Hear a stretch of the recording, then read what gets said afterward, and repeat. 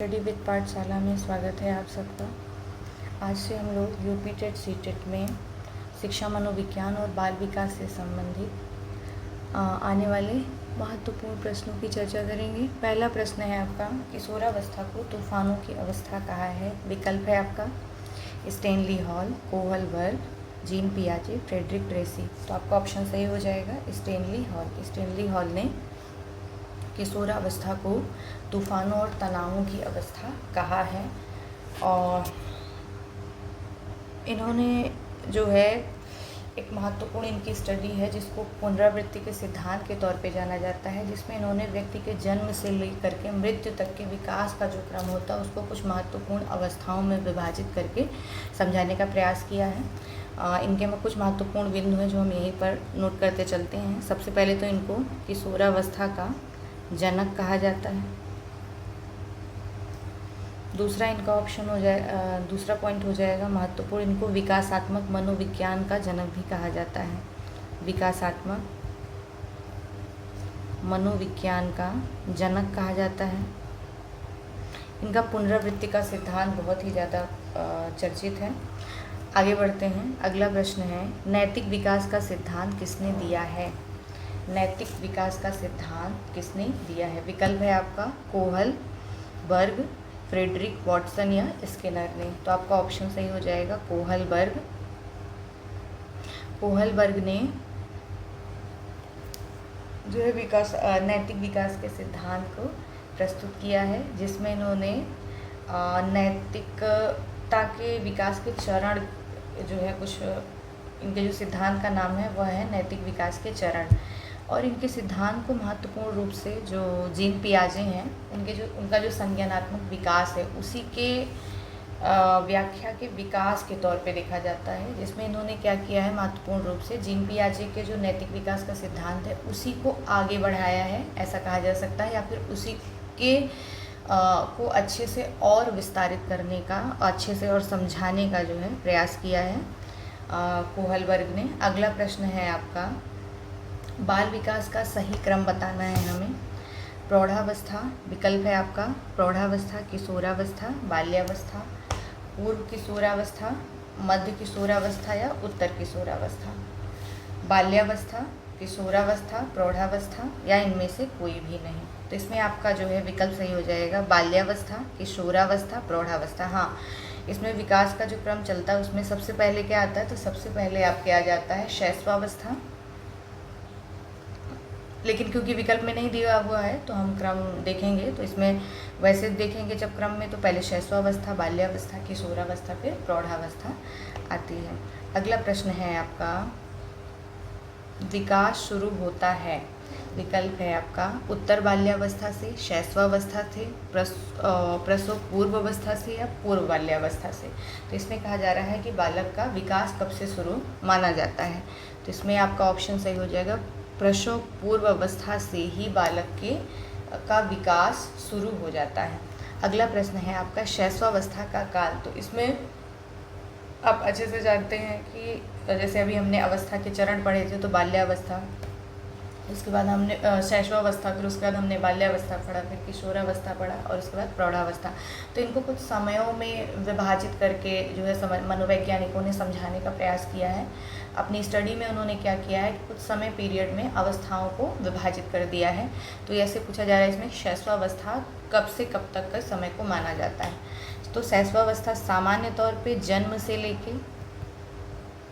जन्म से लेकर के 5 या 6 वर्ष, कभी कभी विकल्प में जो है 0 से 6 या जन्म से 6 भी लिखा रहेगा, तब भी अगर जन्म से 5 वर्ष का विकल्प ना रहे तो हम 6 को चुनेंगे जो है। तो इसमें ऑप्शन आपका सही हो जाएगा दूसरा। बाल्यावस्था आती है इसके बाद। तो बाल्यावस्था का जो मनोवैज्ञानिकों द्वारा वर्षों में विभाजन में 6 से 12 वर्ष माना गया है। 6 से 12 वर्ष का जो समय रहता है वह बाल्यावस्था के अंतर्गत आता है। तो इसमें ऑप्शन 6 में जो है ऑप्शन क्या हो जाएगा, 8 से 12, 13 से 18, 6 से 12 या इनमें से कोई भी नहीं। तो इसमें सी विकल्प आपका सही हो जाएगा। फिर क्या है, किशोरावस्था की अवधि है।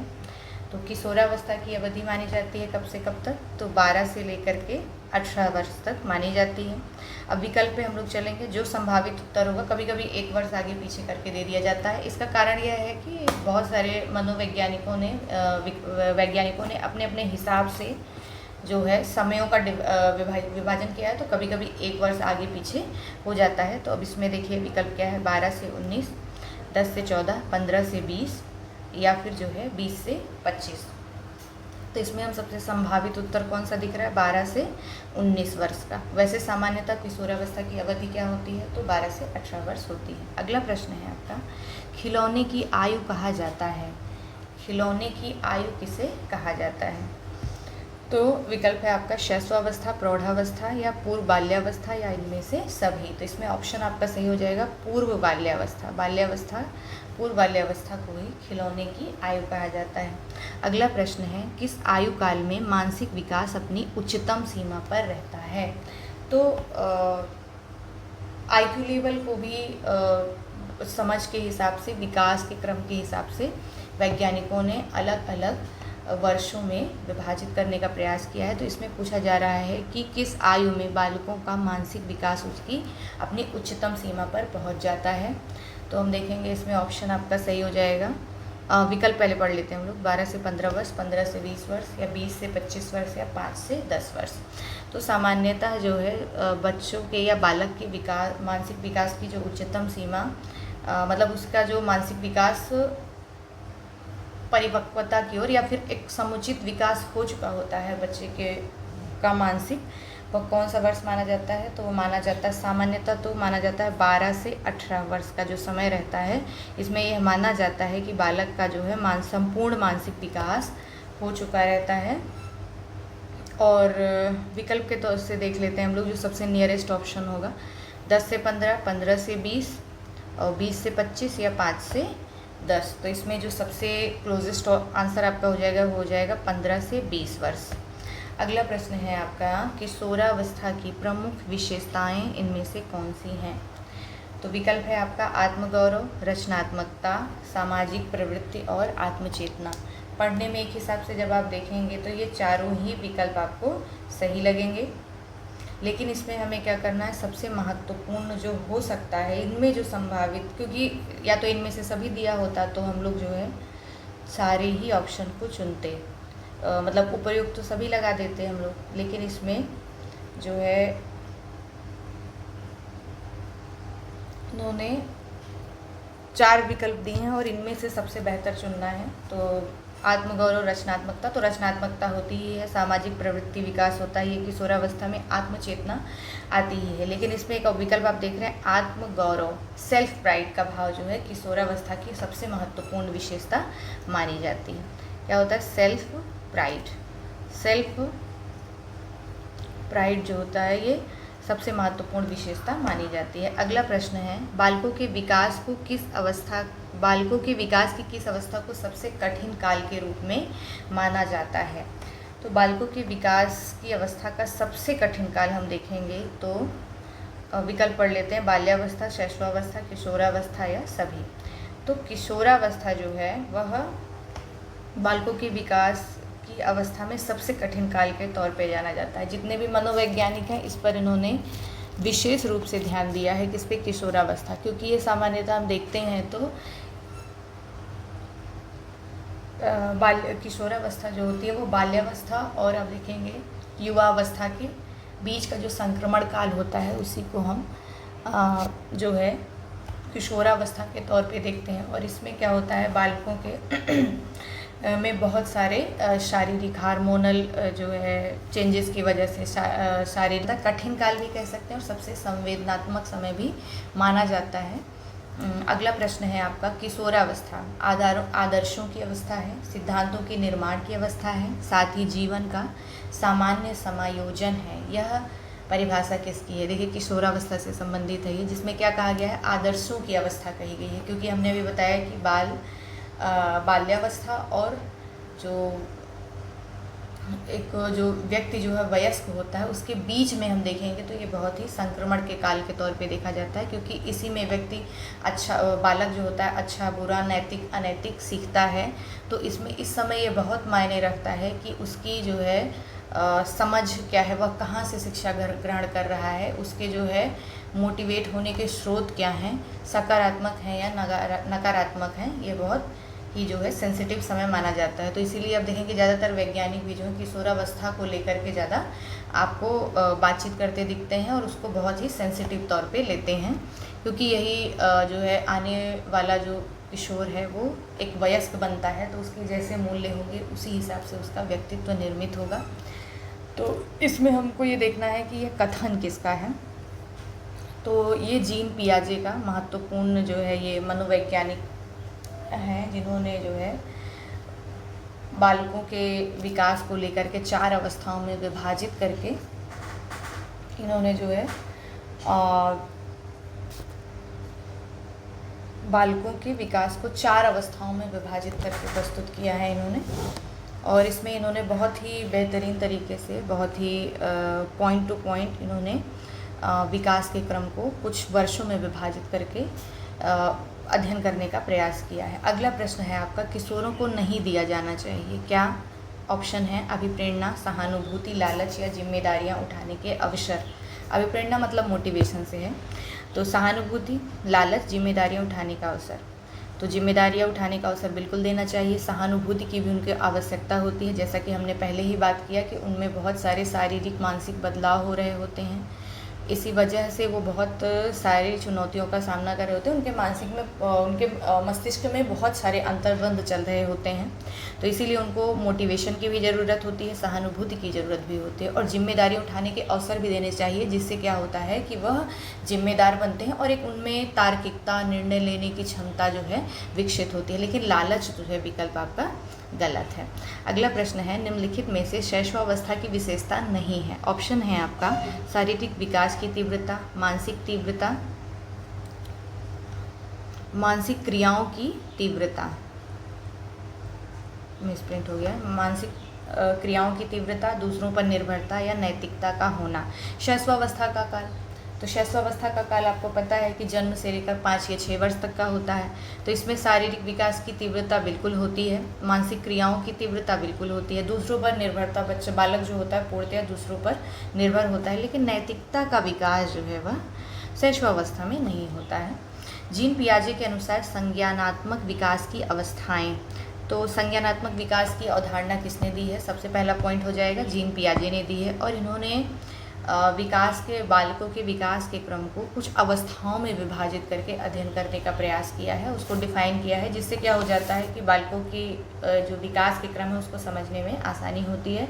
तो इन्होंने जो है 4 अवस्थाओं में बालकों के विकास के क्रम को 4 चरणों में विभाजित करने का प्रयास किया है, जिसमें से आप सेंसरी मोटर हो गया, प्री ऑपरेशनल हो गया, कॉन्कर्ड ऑपरेशनल हो गया और फॉर्मल ऑपरेशन हो गया। तो इसमें क्या होता है, हिंदी में हम देखेंगे तो क्या हो गया, पूर्व संचालन, मूर्त संचालन, और एक सबसे पहले संवेदी प्रेरक होता है, सेंसरी मोटर, संवेदी प्रेरक हो गया आपका, पूर्व संचालन हो गया, मूर्त संचालन हो गया और औपचारिक संचालन हो गया। तो इसमें जब इन्होंने 4 अवस्थाएं दिखाई है, तो जो सबसे पहले आता है आपका संवेदी प्रेरक, वह होता है जन्म से लेकर के 2 वर्ष तक का होता है। दूसरा आपका हो जाता है पूर्व संचालन। पूर्व संचालन में क्या होता है, प्री ऑपरेशनल होता है, और ये जो है 0 से लेकर के 7 वर्ष तक की अवस्था आती है इसके अंतर्गत।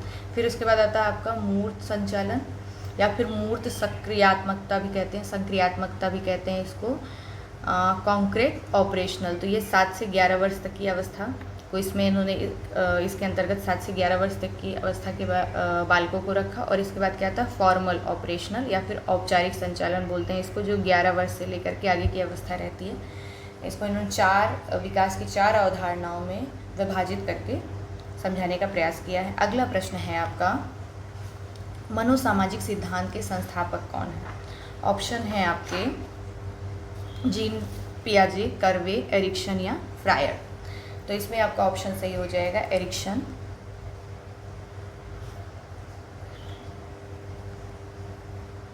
एरिक्सन ने मनोसामाजिक सिद्धांत की स्थापना की है, जिसके अंतर्गत इन्होंने मनुष्य को के जीवन, संपूर्ण जीवन काल को, जन्म से लेकर के मृत्यु तक के काल को 8 अवस्थाओं में विभाजित करके जो है मनोसामाजिक सिद्धांत की स्थापना की है। किसने? एरिक्सन ने। एरिक एरिक्सन इनका पूरा नाम है। अगला प्रश्न है आपका, कौन से आयु समूह के लिए एरिक्सन ने विकास की 8 अवस्थाएं प्रस्तावित की है? जैसा कि हमने अभी भी बात किया कि जन्म से लेकर के मृत्यु तक के, मतलब व्यक्ति के संपूर्ण जीवन काल को लेकर के, क्योंकि ऐसे भी ऑप्शन आ सकता है कि संपूर्ण जीवन काल या जन्म से लेकर मृत्यु तक। तो अगर संपूर्ण जीवन काल होगा तो हम लोग संपूर्ण जीवन काल पे क्लिक करेंगे। वैसे दोनों ऑप्शन हो सकता है, एक साथ ना दे। तो जन्म से लेकर के मृत्यु तक का जो इनका मनुष्य का या बालक का संपूर्ण जीवन काल होता है, उसको इन्होंने 8 अवस्थाओं में विभाजित करके 8 अवस्थाएं उसमें उन्होंने विभाजित की। और उसके बाद उसके बारे में इन्होंने जो है, और इनके सिद्धांत को मनोसामाजिक सिद्धांत के तौर पे जाना जाता है। अगला प्रश्न है, किशोरावस्था की प्रमुख विशेषता नहीं है, क्या है? दिवास्वप्न, संचय की प्रवृत्ति, कल्पना की बहुलता, मानसिक विकास। तो किशोरावस्था में बालकों का मानसिक विकास होता है, बिल्कुल होता है। दिव्य स्वप्न, दिवा स्वप्न ये विशेषता में आता है। कल्पना की बहुलता भी होती है, लेकिन संचय की प्रवृत्ति नहीं होती है। तो ये जो है किशोरावस्था की विशेषता नहीं है। किशोरावस्था, अगला प्रश्न है आपका, किशोरावस्था एक नया जन्म है जिसमें उच्चतर और श्रेष्ठतर मानव विशेषताओं का जन्म होता है। तो ऑप्शन आपके हैं John Adam Simpson, गैसल, Stanley hall या फिर ग्रेगफे। तो इसमें आपका ऑप्शन सही हो जाएगा स्टेनली हॉल। इनकी जो है बहुत प्रसिद्ध है, ये किशोरावस्था पर इन्होंने बहुत ही अच्छी स्टडी की हुई है। तो इसका ऑप्शन आपका हो जाएगा स्टेनली हॉल। अगला प्रश्न है आपका, निम्नांकित अवस्था में प्रायः बालकों का आकर्षण समलिंगी के प्रति होता है। समलिंगी से तात्पर्य यहाँ पे क्या हो जाएगा? जैसे बालक हो गए, बालक के साथ अपना खेलते हैं, बालिकाएं बालिकाओं के, मतलब जैसे लड़का लड़कियां अपना आपस में अलग अलग खेलते हैं, सेम जेंडर के साथ ज़्यादा रहना पसंद करते हैं। तो इसमें आपका ऑप्शन सही हो जाएगा बाल्यावस्था। वहीं जब अभी यहाँ पे विषम लिंगी लिखा होता तब अगर ऑप्शन में कभी पूछे विषम लिंगी के प्रति आकर्षण, तो वो किशोरावस्था होता है। जैसे कि हमने पहले ही बात की थी कि शारीरिक जो है हार्मोनल बहुत सारे चेंजेस हो रहे होते हैं। इससे क्या होता है, उसका भावनात्मक और मानसिक दोनों ही तरीके से, वो शारीरिक हर तरीके से वो एक तरीके के परिवर्तन से गुजर रहा होता है, जिससे उसके दिमाग में बहुत सारे प्रश्न होते हैं, बहुत सारे अंतर्द्वंद होते हैं। और उसमें से हार्मोनल चेंजेस की वजह से एक यह भी जो है परिवर्तन आता है कि उसमें उसे विषम लिंगी के प्रति आकर्षण महसूस होता है। तो इसलिए आपका ऑप्शन कौन सा सही हो जाएगा? इस प्रश्न का आंसर तो जो है आपका बाल्यावस्था होगा, लेकिन कभी विषम लिंगी के प्रति पूछ ले तो यहाँ पे आप लोग नोट कर लीजिएगा कि वहाँ पे किशोरावस्था हो जाएगा। किशोरावस्था, अगला प्रश्न है आपका, किशोरावस्था अपराध प्रवृत्ति के विकास का नाजुक समय है, यह कथन किसका है? देखिए सामान्यतः, क्योंकि हमने पहले भी बात की थी, किशोरावस्था को लेकर के सारे ही आपको जो वैज्ञानिक हैं वो बहुत ही जो है संवेदनशील देखने को मिलेंगे, और उन्होंने उसको महत्वपूर्ण रूप से जो है ज़्यादा जोर दे करके बातें की हैं। और अभी तीसरी परिभाषा है, देखिए हम लोग यहाँ पे देख रहे हैं, किशोरावस्था अपराध प्रवृत्ति के विकास का नाजुक समय है, क्योंकि ये बहुत ही संवेदनशील समय होता है। तो इसमें बालक सही गलत को समझ करके, अगर वह जो है नैतिक मूल्यों को समझेगा, सही संगत में रहेगा, माता पिता का सही मार्गदर्शन, शिक्षक का सही मार्गदर्शन रहेगा, तो उसमें जो है सकारात्मक और नैतिक गुणों का विकास होगा। अगर उसकी जो है संगत यहीं पे गलत हो जाती है, तब उसमें जो है अपराध प्रवृत्ति के विकास उसके अंदर हो सकता है। तो इसमें आपका ऑप्शन क्या है? स्किनर है, वुडवर्थ है, इसके अलावा ऑप्शन है आपके वैलेंटाइन या फिर हर्बर्ट। तो इसमें आपका ऑप्शन सही हो जाएगा वैलेंटाइन। कथन किसका है? ये किशोरावस्था अपराध प्रवृत्ति के विकास का नाजुक समय है, तो ये हो जाएगा आपका वैलेंटाइन। किशोरावस्था जीवन का आदर्श काल है, कथन किसका है? अगला प्रश्न है आपका, ऑप्शन है स्किनर, वुडवर्थ, वैलेंटाइन और हर्बर्ट, सेम ही ऑप्शन दिए हुए हैं। तो इसमें आपका ऑप्शन सही हो जाएगा वैलेंटाइन। वैलेंटाइन ने शैशवावस्था जीवन काल को जीवन का आदर्श काल कहा है। अगला प्रश्न है आपका, अतार्किक चिंतन की अवस्था, ऐसी अवस्था जिसमें बालकों में तर्क करने की क्षमता का विकास नहीं हुआ होता है।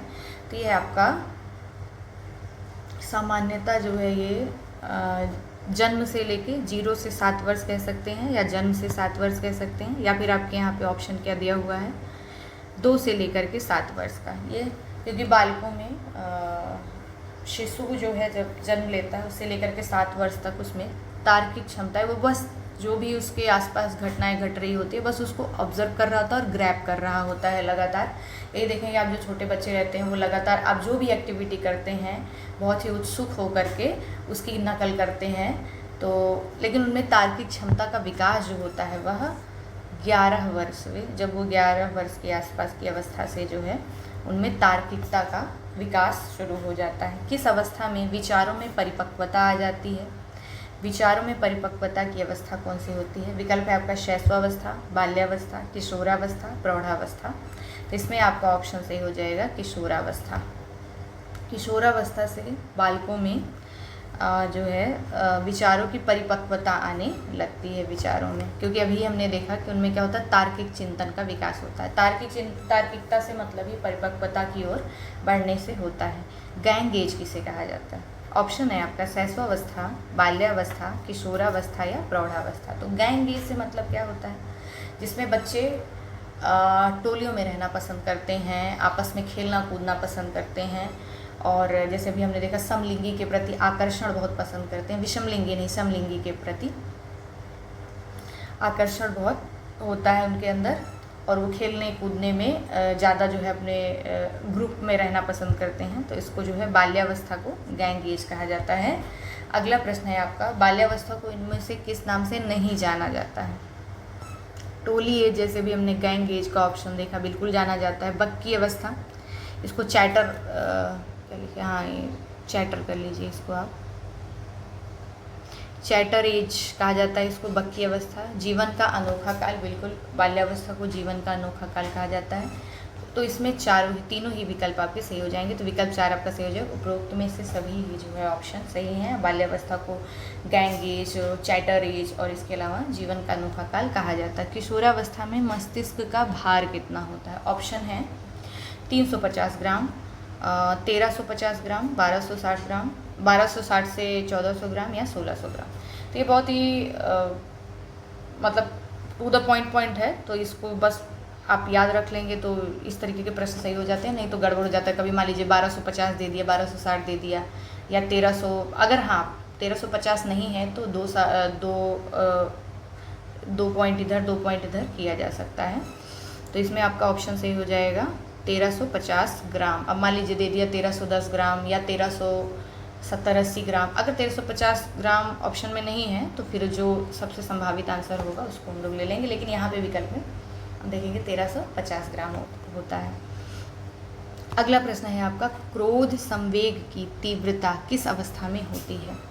ऐसी कौन सी अवस्था होती है जिसमें बालकों में क्रोध की जो है क्रोध अधिक आता है उनको? तो होती है उत्तर किशोरावस्था, जिसमें बालकों में क्रोध संवेग की बहुत ज़्यादा अत्यधिक तीव्रता होती है। अगला प्रश्न है आपका, शिशु का विकास प्रारंभ होता है। शिशु का विकास जन्म के पश्चात, किशोरावस्था में, बाल्यावस्था में या गर्भकाल? तो गर्भकाल से ही शिशु का विकास शुरू हो जाता है। इसके पहले हमने पहला या दूसरा प्रश्न भी सॉल्व किया था, उसमें भी कुछ ऐसा ही प्रश्न पूछा गया था कि विकास प्रारंभ होता है, तो उसमें था ना प्रसव से पूर्व, तो बिल्कुल वही गर्भकाल से होता है। वॉटसन ने नवजात शिशु में, अगला प्रश्न है, वॉटसन ने नवजात शिशु में मुख्य रूप से किस संवेगों की बात कही है? मुख्य रूप से किस संवेगों की बात कही है? तो हम देखेंगे कि वॉटसन जो है व्यवहारवाद के जनक के तौर पे जाने जाते हैं। इन्होंने बालकों के व्यवहार में समय के हिसाब से आ रहे परिवर्तनों पर इनकी बहुत अच्छी स्टडी मानी जाती है। तो इसमें इन्होंने जो है मुख्य रूप से किन संवेगों की बात कही है? नवजात शिशु में क्या होता है? तो उत्तेजना नहीं, कपट और प्रसन्नता बिल्कुल भी नहीं, भय, क्रोध और स्नेह का भाव उनमें जो है पाया जाता है। ये हो गए आपके 30 प्रश्न। इसी तरह हम लोग रोज़ जो है 30-30 प्रश्नों पर बात करते रहेंगे। धन्यवाद।